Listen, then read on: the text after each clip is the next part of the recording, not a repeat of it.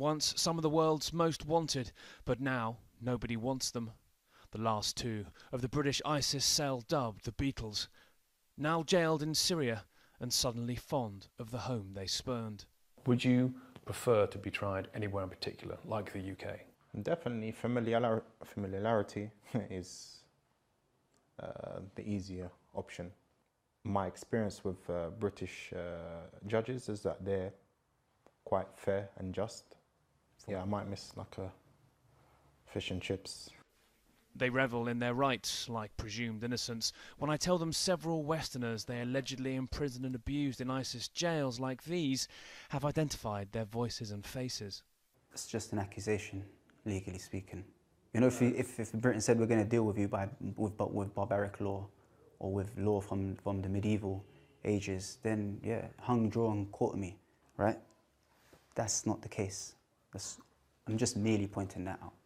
I don't believe in democracy, but I am being subjected to democratic law.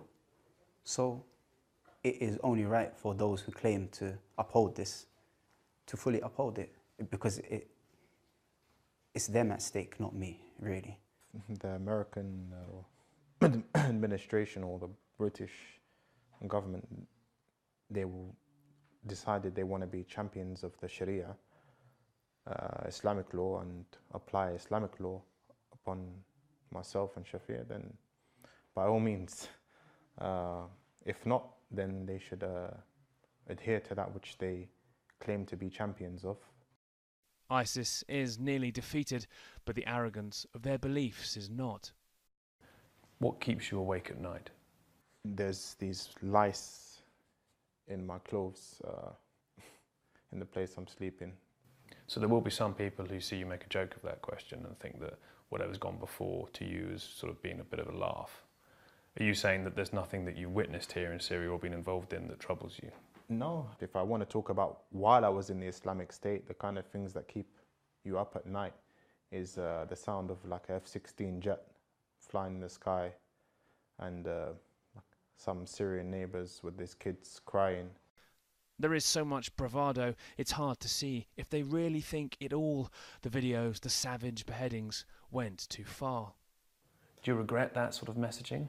Yeah, definitely. It would be damaging, and it's regrettable that that families had to see that.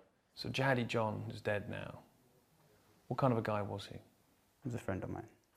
For what reasons? For what reasons was he my friend? Do you need to have a reason to be a friend of somebody? I'm just asking you to describe him as a person. Oh, to describe him as a person?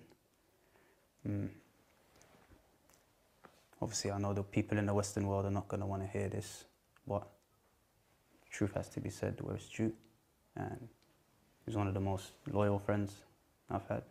Trustworthy, honest, upstanding. Were you surprised when you saw videos of him cutting off people's heads? It's surprising, yeah. You didn't approve? Did I approve of the act or did I approve of the video? Did you approve of the act by your friend? I'd rather not answer that question. Nick Paton Walsh, CNN, Northern Syria.